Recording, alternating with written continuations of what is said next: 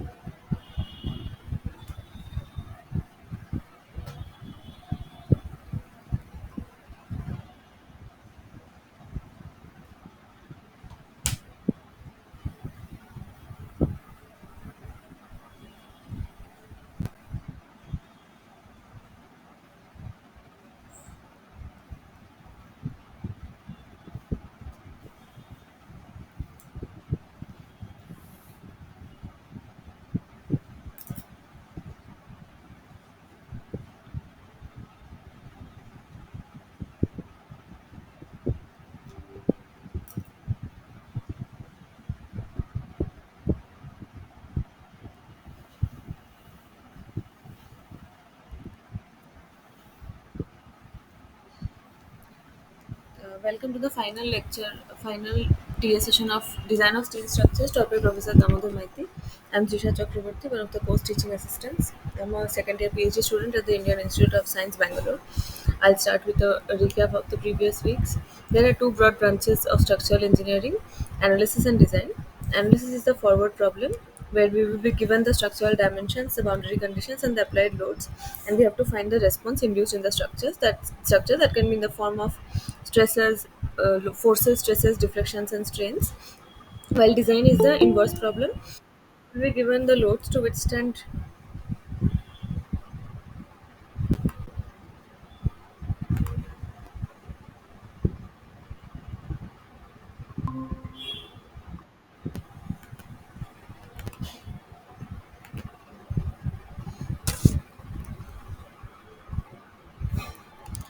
In design, we will be given the loads that has to be withstood by the structure, and there will be some criteria on maximum deflection, and we have to find the optimum size of the structural elements and their connectivities. Steel, this is a course on steel design, so we look at why would we use steel when we know that concrete is the most versatile material for construction as and the most commonly used. But steel has some advantages, like steel is much stronger than the conventional concrete. Steel has a high strength to weight ratio, so steel structures are lightweight comparatively to generate the same amount of strength, so they are used in some special structures uh, like high rise towers, bridges, etc. And steel is also ductile compared to concrete, so it allows a lot of deformation before it actually reaches the ultimate stress and fractures.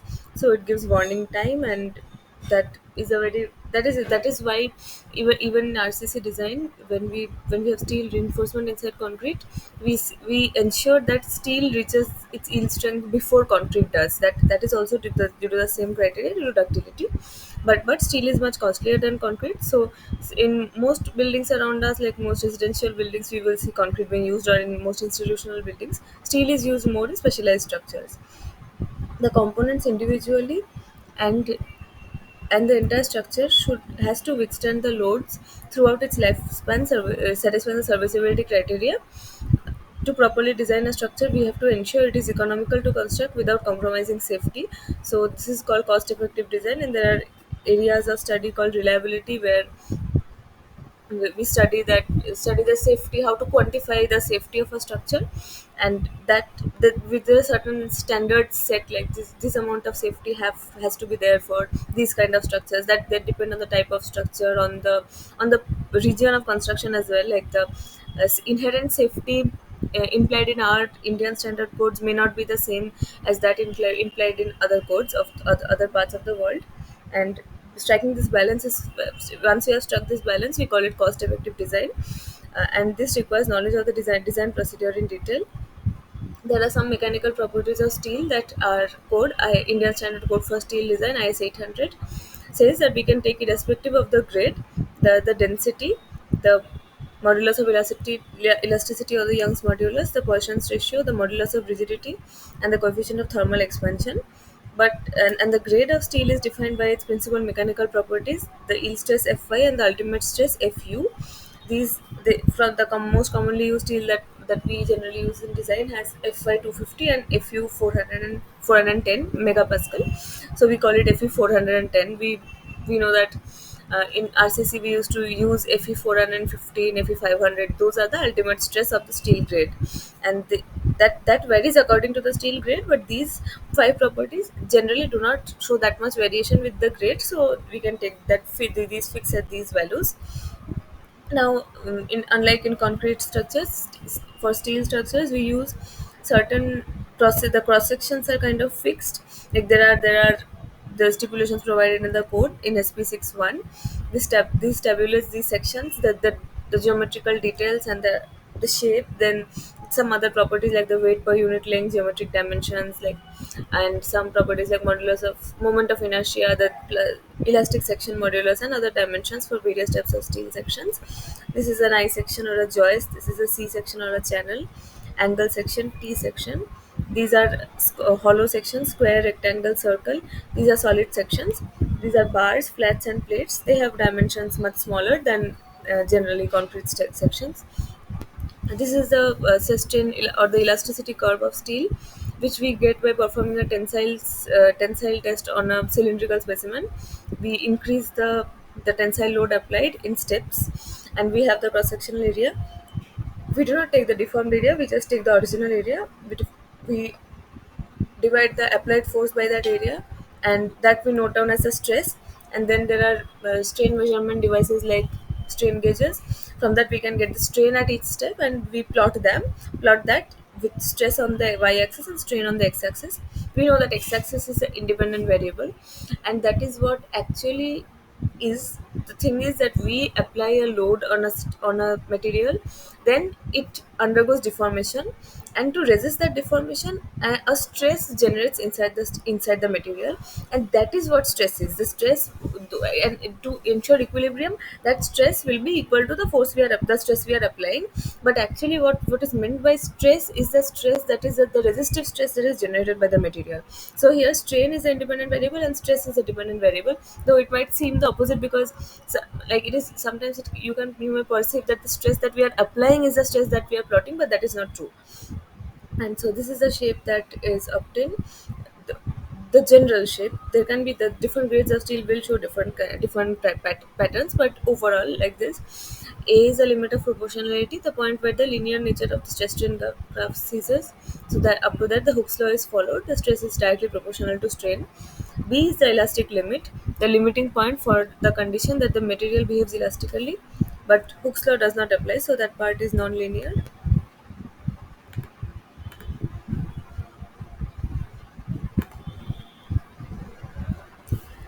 So the AB part is non-linear, but if the load is or the applied stress is completely removed up to B, the entire strain will vanish, and that is what is known as elastic behavior.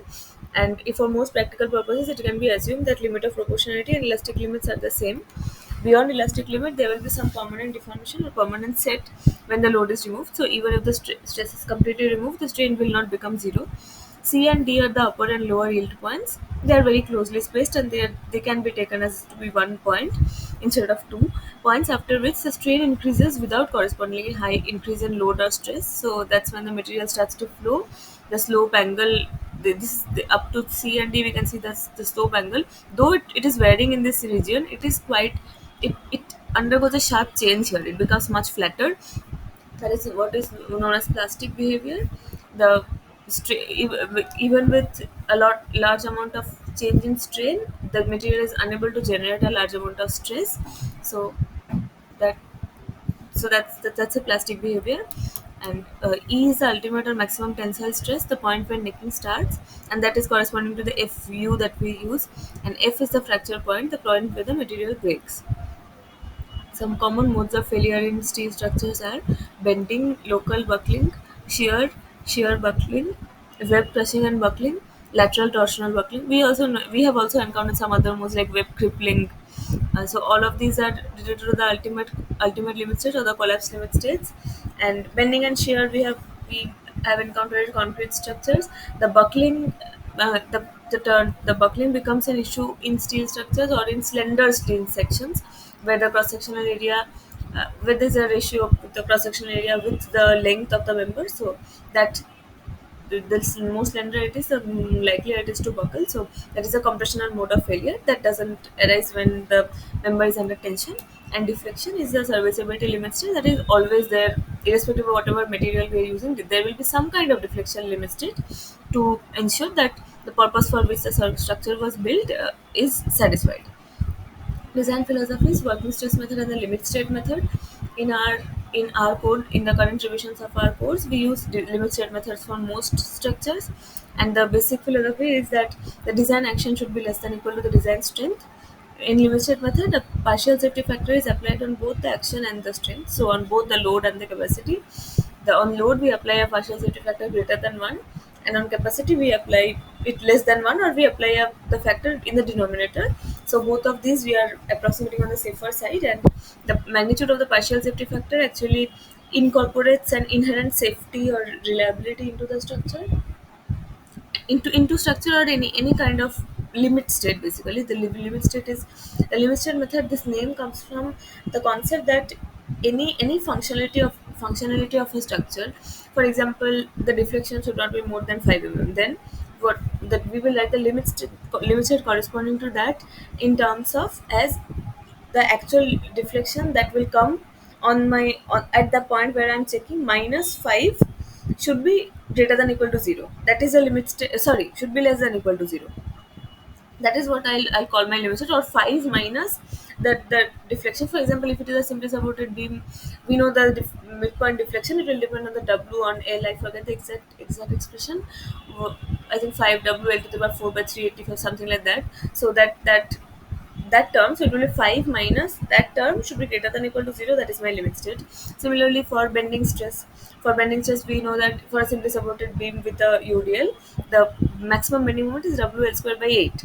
So if I say that I will not allow my bending stress to exceed the in stress, say 250 MPa, so that my limit state will be that 250 minus that WL square by 8 should be greater than equal to 0.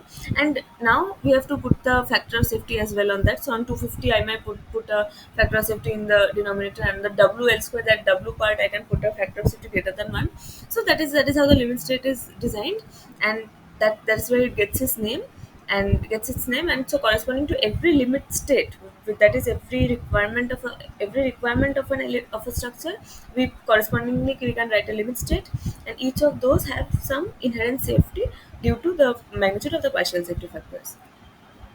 Now the connections is a very important topic of this course, and of steel structures in general. Connections are integral parts of any steel structure that have a major role in overall integrity. Standard parts have to be properly connected to create the steel structure, since they are not cast as a whole like concrete, and connections make up a large amount of the cost of structural steel. So connection design should be given top priority for both safety and structural economy. We have looked at two types, mostly bolts and welds. And okay, now I'll move to column bases. Is there any doubt before I move on to that?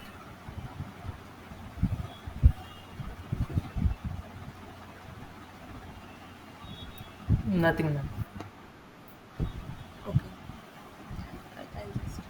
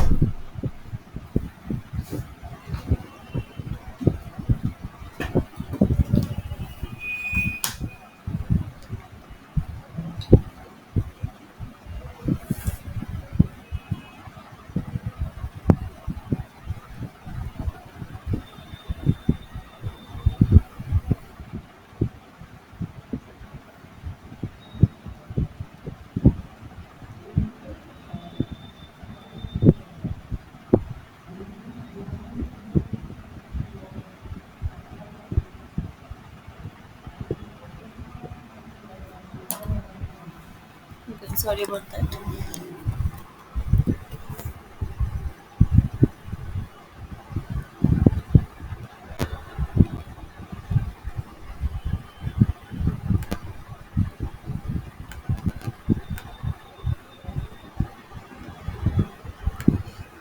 So when column loads are large and bearing strength of concrete is low, then failure might occur.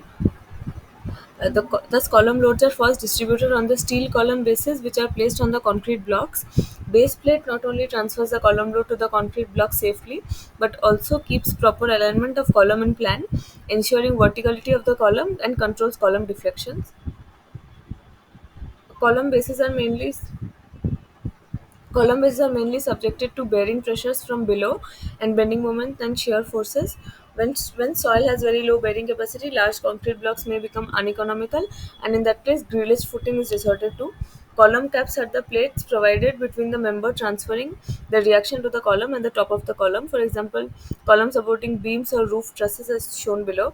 The force on the column cap might either be compression or tension, uplift due to wind trusses. So tension can, so column does not always, though we perceive column as a member structural element that is only under compression, but there are some kind of wind loadings that we have to consider for roofs or for trusses, like, so that the wind gives an if the wind gives an upward effect, then there can be some kind of tension developing in a compression member, like in a column caps are designed in the same way as that of column bases. There are two types of column bases: column base transmitting direct load only, column base transmitting bending moment in addition to direct load. The column base of type A, this uh, uh, that transmits only direct load, does not require any design consideration, but simply a placed plate is provided to distribute the column load over a sufficient area of concrete pedestal so that the bearing strength of concrete pedestal is not exceeded. For this type of axially loaded column, the bearing pressure is distributed between the base plate and concrete pedestal as assumed to be uniform as shown here. So this is the base plate, this is the column base, and the forces are assumed to be uniform. Column base which transmit moment as well as axial force are like these have to be, these are anchored, uh, angles anchored to the footing are used, with angles being designed for uplift forces. So there are some angles here as well, but they are only for resisting the uplifting forces, but there has to be some additional angles to resist the moment as well. The two prevalent columns bases are the slab base and the gusset plate base. Hello? Just 1 second, please. एक second দাঁড়াও।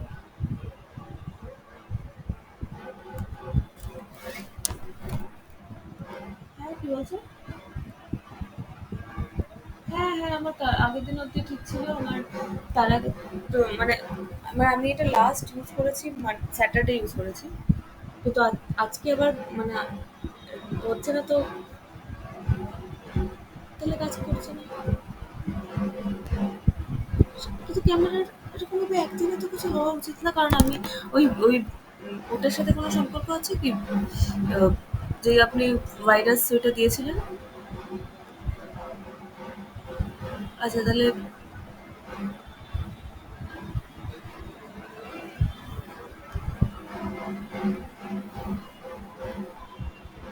তাহলে কি করতে হবে কোনো, না চলছে বলছে কান স্টার্ট হয়ে গেল। If you are sure your camera is connected and installed properly, but try checking the updated drivers. কোথায়?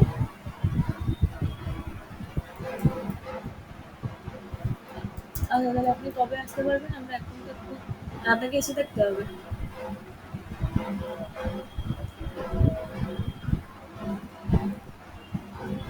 হ্যাঁ, না আমরা কালকে চলে যাচ্ছি, তো আপনি, আমরা ফিরবো 17 তারিখ, তাহলে আপনি 17 তারিখ সন্ধ্যাবেলা বা 18 তারিখ আসতে পারবেন, থার্সডে ফ্রাইডে? ঠিক আছে ঠিক আছে। হ্যাঁ থ্যাংক ইউ। হ্যাঁ আচ্ছা আচ্ছা ঠিক, ঠিক ঠিক আছে ঠিক আছে ঠিক আছে, আমি আপনাকে জানিয়ে, আমি এসে তাহলে দেখে আপনাকে জানিয়ে দেবো। ঠিক আছে। হ্যাঁ।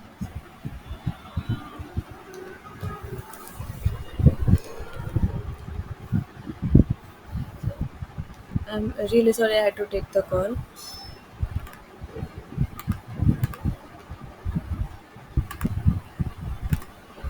The two prevalent column bases are the slab base and the gusset base. This is slab base and You're this is the gusset. muted. Yes, yes. Uh, did you say anything? Oh, okay, okay. Thank you, thank you. I'm sorry I had to take that call. So there are two prevalent column bases are the slab base and the gusset base. This is the slab base and this is the gusset base. This shows some of the welded column bases for small loads. For the this is A B C. For A, column is shop welded to the base plate of the column. For these, the column bases, the angles are shop welded to the columns and the column is field welded to the base plate after erection. So this has something to do with how it's implemented. This shows some kinds of typical welded columns. These are plates that are of this kind of shapes, triangular shaped plates. There are gusset plates. These are very very complicated. I mean, there are a lot. This is a nice. These are the eye sections of the columns. This is a plate in between. Then there are gusset plates bolted to the base plate. Slab base column. When column is subjected only to axial loads, then the column base plate can be designed by assuming a uniform base pressure distribution from below. For small loads, a steel plate shop welded to the column can be used to transmit the column load to the concrete pedestal as shown here. For bolted connection, cleat angles are bolted to the base plate in shop and column is placed between them while erection. When column is subjected to bending moments along with axial load, angle sections are attached to the flanges of the column. These angles are anchored to the foundation bolts to the concrete pedestal. As this is these are the anchor bolts. I mean, they are basically bolts, but they are called anchor bolts. This is an angle, and then this is attached to the concrete pedestal. This is a plate, and then this is the concrete footing. Even if a column is subjected to direct axial load only, there are also nominal angle sections are provided in order to keep the column at place and to resist tension during erection and connection. These angles may safely be omitted in case base plate is shop welded to the column. So the purpose of angle section is mainly to take the moment loads, but still it's like for example in concrete there is an analogy I can think of that in concrete, even in places where I don't expect shear force to become a criteria. We just give stirrups a certain amount, a certain minimum amount of stirrups we give all through my section, and reinforcement also. Like for example, if it is support, it's a cantilever beam, and we know that the bending moment will be most critical near the support, and then near the tip there will practically be no moment, but still a minimum reinforcement is run all along the entire cantilever beam, and then there will be some curtailment that where I expect the moment to be maximum, there will be more amount of reinforcement, but a certain minimum amount we keep anyhow, right? In case some kind of bending comes, and we know that concrete cannot take bending, so these angles are a kind of safety measure that in case some kind of tension comes, some moment, some stray moment comes, so we will keep the angles. But of course, the angles will be of lesser dimension or maybe of lesser grade of steel than when we are actually designing a moment connection. So that the angles will have to be properly designed. Here it is more of a precaution. Depending on the values of axial load and bending moment coming from over the column, it may be possible that whole of the column base is under compression or a part of the base is under compression and part under tension. Hold down bolts are provided to resist tension forces, which also help in fixing the column to the base. The thickness of the base plate is assigned from consideration of bending of the portion of base plate that extend beyond the column profile. In case where such projections are large, or the loads are very heavy, or the moments are large, that there the thickness of the base plate may be reduced by the use of vertical stiffeners or plates. uh, the design of slab base. The projection of slab base beyond the column profile acts as cantilevers, and thus maximum bending moment occurs at the edge of the column because that is the support. The protruding part is the cantilever, so the support is at the edge of the column. And in cantilever beam, we know that's what happened. The bending moment is greatest at the fixed sub end, and it is zero at the free end. The slab tends to bend simultaneously about the two principal axes of the slab, and therefore the stresses induced in one direction are influenced by the stresses due to bending in other axes. A Poisson's ratio of 0.3 is generally used to account for this effect. this is let us consider a 1 mm thick strip of slab projection along the YY axis. This is the YY axis. Let W be the intensity of bearing pressure from concrete below the base plate.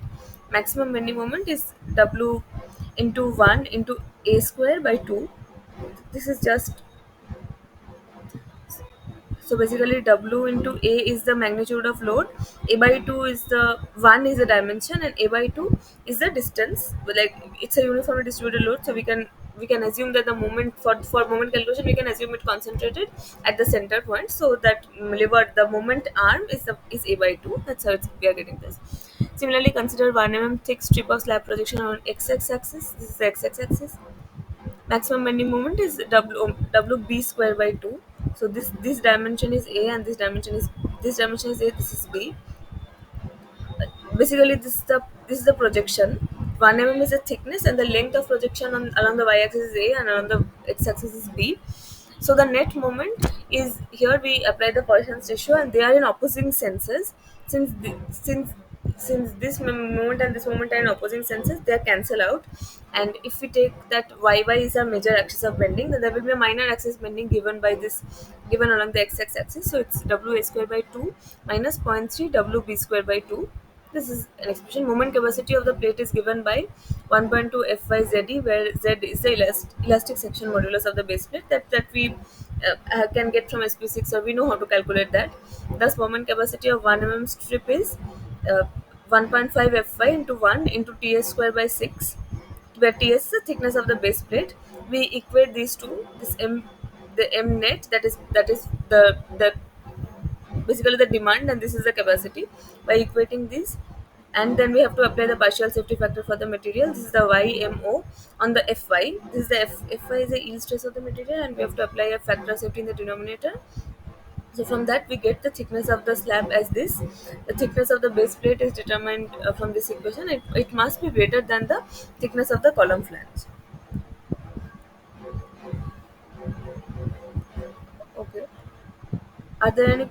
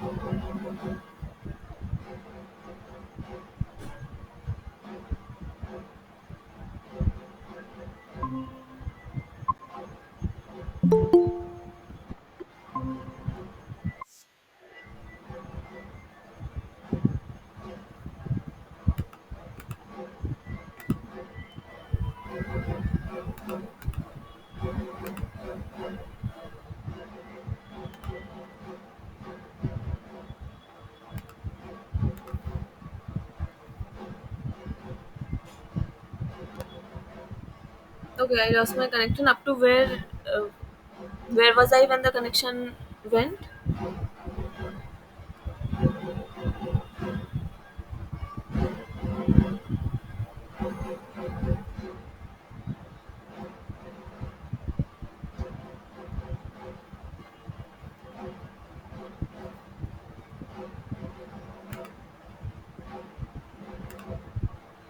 I'll just go over this part then. The design of slab base. The projection of slab base beyond the column profile acts as cantilevers, and thus maximum bending moment occurs at the edge of the column. So this is the column, and this is the edge of the column where this projection will be this is the base slab. This is a major axis. This is a minor axis, and the bending here will be this is a cantilever. This is a cantilever. So on both sides along the major axis there will be cantilever projections, and on both sides there will be cantilever projections.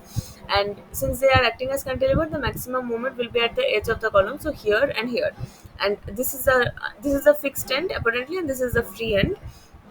The slab tends to bend simultaneously about the two principal axes of the slab, and therefore the stresses induced in one direction are influenced by the stresses due to bending in the other axis. A Poisson's ratio. Yes. Ma'am, how did you say one end, like one end is fixed and one end is free? Like one direction is fixed and one other direction is pinned. By Yes. looking at the column base, See, why? I mean, why did this you? is the Hmm, this column. This is the column, yes, and this is the plate. So if you sure. look at this here, at this point there is nothing holding it down, right? There is nothing fixing it. But here there is at this edge there is the column that is acting as a fixity. So this is the fixed, and this is the free end. And this is the overhang. So if you just imagine it reverse, imagine the column is on the bottom and the plate is on the top. It is like something like this, right? Yes, So if you take one yes. end, it will be like this. So this is the fixed end where the slab is attached to the column, and this is the free end that is free to rotate. So the part in touch with the column is the column creates a virtual fixity in this part, and the other ends are free. Okay, Is you're that not fine? saying about I mean, you're not saying about like x axis is like free to like pin support No, no, and no, y. Okay, right. I thought in that no, way. no, no. Sorry. No, both Okay. for the y axis this part is fixed. For the x axis this Ah, part is fixed. is fixed. Yes, Okay. then fine. Yes. Okay. So let us consider a 1 mm thick strip of slab projecting along y axis. Basically, we want to design for the thickness of the slab base plate. So let that be TS, but we will first just assume that the thickness is 1 mm. So this thickness is 1 mm, and let W be the intensity of bearing pressure from concrete below the base plate. Maximum bending moment in the along the major axis in the y direction will be W into 1 into A by 2. So W into 1 is the magnitude of the force. Is basically we have W is the pressure load. So we have to multiply Newton per millimeter square. So we have to multiply it with the area on which it is acting. So the area is A. If you look at this strip, this is A, and this is 1 mm. So W into 1 is the area.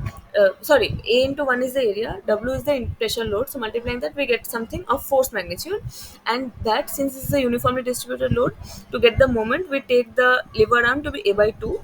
So it's W into 1 into A into A by 2, that's W A square by 2. And similarly about the minor axis, it this will be, see, I'm calling it this the minor axis because this is where how the column is oriented, but they're both basically principal axis. And so about x axis, the moment will be calculated very similarly as W B square by 2. So the net moment, see, these are acting in opposite senses. If you see the resultant, they are acting in opposite senses. So they cancel out, they are of opposite signs. W A square by 2, this is the major axis, minus zero point 0.3 W B square by 2. Zero point 0.3, we know that Poisson's ratio is used to account for when two forces are in perpendicular directions and we want to convert them to one, we use the Poisson's ratio. That is how it is factored and applied as a resultant. So the net moment is W by 2 A square minus zero point 0.3 B square. The moment capacity of the plate is given by 1.2 FYZE. ZE is the elastic section modulus of the base plate that we can get from SP61, or we can calculate. And Fy is the yield stress of the material we are using. The Yes,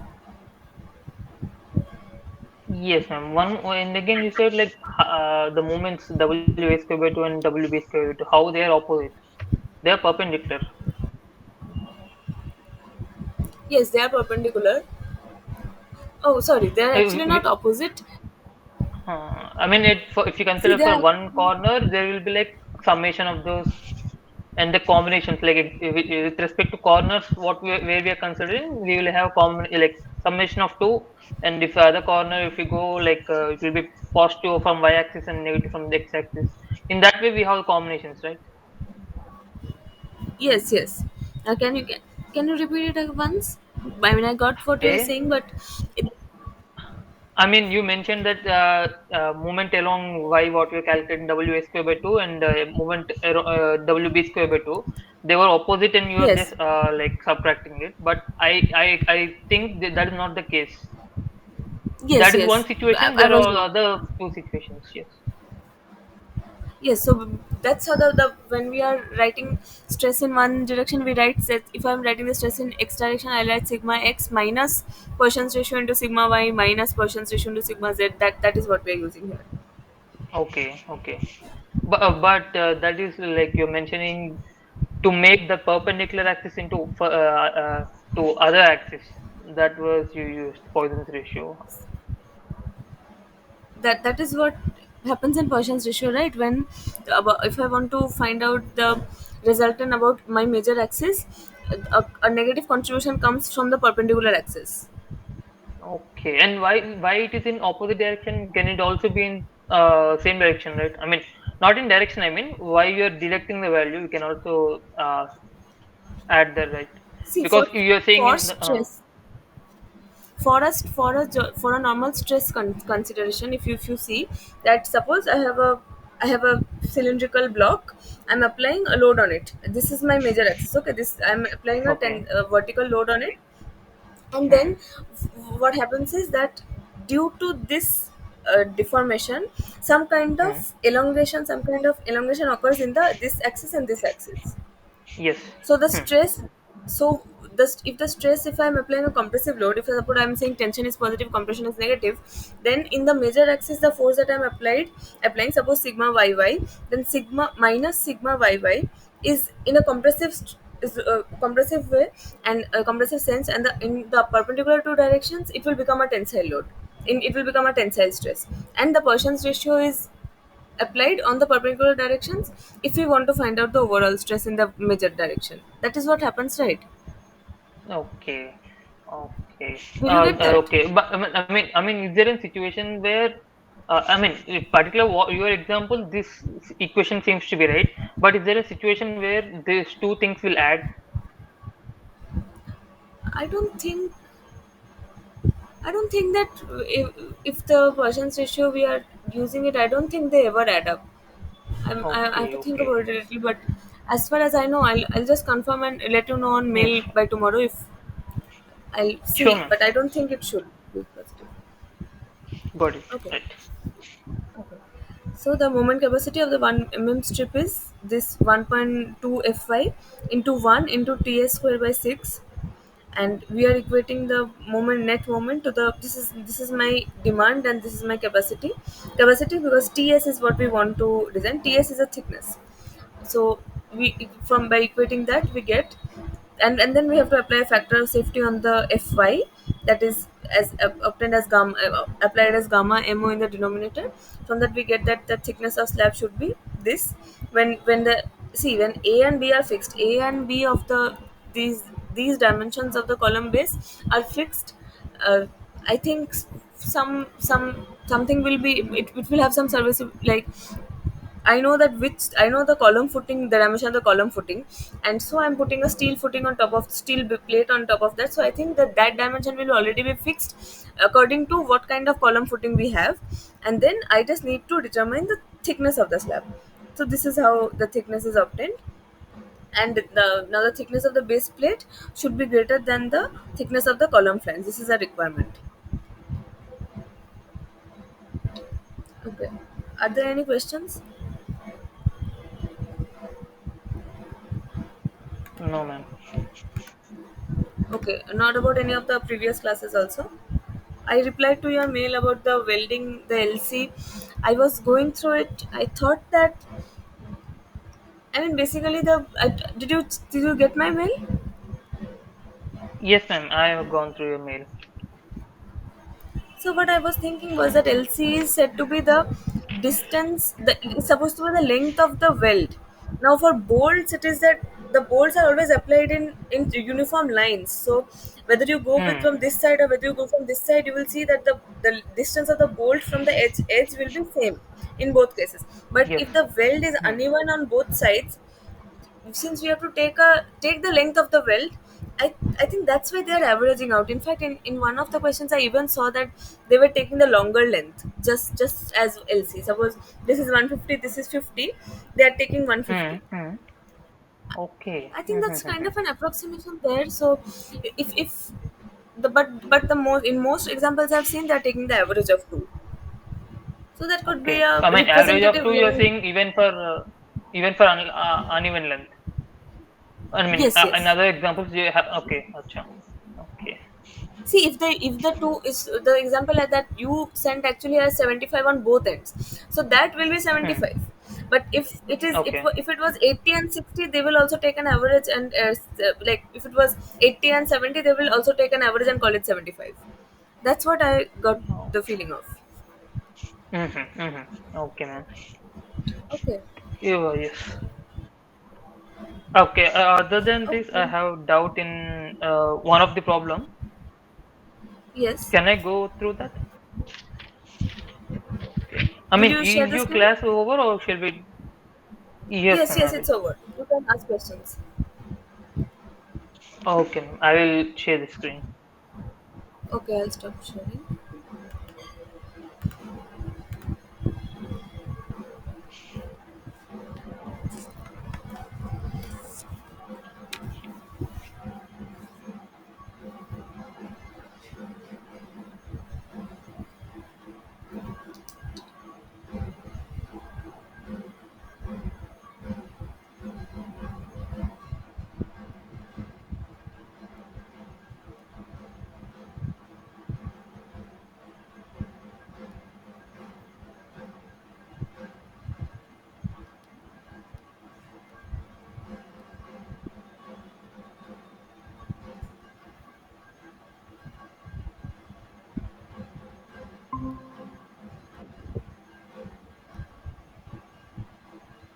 Okay, ma'am. Can you see the screen? Yes. This is actually small doubt, but the step actually got me off guard. That what happened is that here the P load. This is regarding purlins. Sorry, this is Yes. design of purlins chapter, and we are just calculating the P load normal to the roofing. So this is calculated considering the wind load and also the vertical loads component. If you Okay. just go through, okay, this is like wind load they are considering. This is already normal to the roof, and then this is like a wind consideration. Yeah, this is a wind load, and this is Huh. already normal to roof. Okay, and then Yes, the next yes. part, this they are adding the vertical loads component. So they've got this one Okay. per meter, Newton per meter, right? And here the Normal to load roof. Yes. uh so the here the P into L should be like should be the load we have to get, and this is like multiplying with the length 5, and again they are multiplied with the 5. I mean, why is this? I didn't get it. This is already Oh, in per because meter. yes, because the load that we got, the P that we have got is Newton per meter. But basically, the Hmm. formula should be in the formula that you are writing PL by 10. P is the force, not the force per unit meter. So they should actually use different notations. That initially Hmm. the factored load normal to the roof, that they have got 1.5 into 3294.5, there itself Huh. the length should be multiplied, because they are saying factored load, but what you have got is the factored load intensity. So you have to Oh yes. multiply Hmm. with length. Yes. With length that is fine. Like okay, with length we have done it. Again, why the same thing with the same length? Because Because okay, okay, okay, tell me one thing. Wait. okay, Okay, consider a simply supported beam. It's the simplest example. mm-hmm. Simply supported beam with UDL. UDL is Okay, W Newton per millimeter. huh, The length is L millimeter. Yes. Then let's take a cantilever beam. A cantilever beam with W intensity. W is in Newton per meter length, say, Meter and the again. length Yes, is L meter per meter. meter. Okay. Then tell me what is the moment at the base, at the fixity. Like fixity. So the total load first, W into L, and from center we will multiply it. So WL into L by 2. So WL square by 2 we will get. Yes. So that's what. So here, what the factor load normal to roof that sir has written, Hmm. that is basically the W here. That is the load intensity. Okay, Okay. Okay. Newton in per unit length. So to get the total load, I have to multiply it with length to get the total load, and Okay. then Okay. to Now get the we got the moment, load. we have Hmm. to multiply. Okay. Okay. So the thing written inside bracket is getting the load, and then you are multiplying with L by 10 again. Okay. Okay. Mm-hmm. Got it? Okay. Yes, ma'am. Okay. One more thing in the same thing. Okay. Yes. This is the load intense load we got it. Uh, Ma. and I mean, in what ways? Like, why? It can be like, if you consider simply supported, it will be L by 2 again. If you consider, even though cantilever, it will also be L by 2. But is this like predefined L, or in what situation, what did they consider, and we just multiply with the L? How is this like? Uh, See the ten factor. I'm not sure how they get the 10 factor. I forgot it, but to okay. but I think wait. Just give me 1 minute. Sure, ma'am.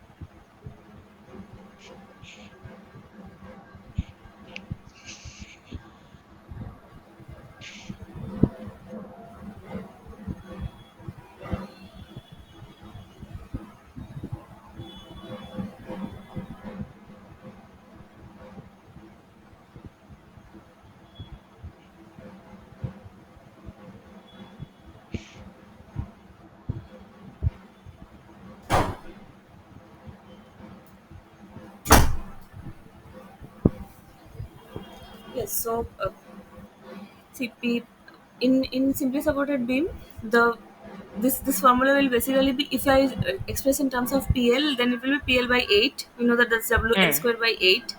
And for Uh-huh. for fixed beam at the support, it's WL square by, like, PL by 12, and then at the Oh, span it's PL sorry, by ma'am. 24. Sorry, sorry. Yes, I'm okay. This is like maybe some kind of formula. This is okay. Like, yes, not that 10 I'm asking about. This particular 5 again. I mean, in what way L? I mean, you're talking about L by 10 or just by 10? I'm talking about the L by 10 part. The L, Okay, see, then okay. to get the moment, we have to multiply the load with some, like, to get the Some moment we multiply distance, the load with, some leveram should yes, be we have to multiplied. multiply with some unit, some fraction of the length itself, because that's how we get the Okay. moment. Yes. Hmm. So the 10 is an approx. The 10 is kind of, see, the loading condition is continuous. It is not either a simply supported. It's not a cantilever. It's not completely fixed. So we take Hmm. an approximation kind of thing to apply it, a PL by 10 in the support and span both. But if we actually calculate, there will be different moments will come in the support and span, but the L will be constant. P into L will be constant. There will be different factors in the denominator. So you're saying that it doesn't matter whatever the any situation. So for purlins, this is like L by 10. Yes. For Pauline, that Okay. is taken to be L by 10. It's not exactly L by Okay. 10. If Acha. you actually analyze it, it won't be L by 10, but it's taken to be. Okay. Okay. Okay. Then got it, man. Right. That's all, No more man. I doubts? think, yeah, for me, no more doubts for now. If I have Okay. any, I can mail you, right? Will it be fine? Yes, you can certainly mail me. That's perfectly Yes, fine. man. Then thank you. Okay. Thank you.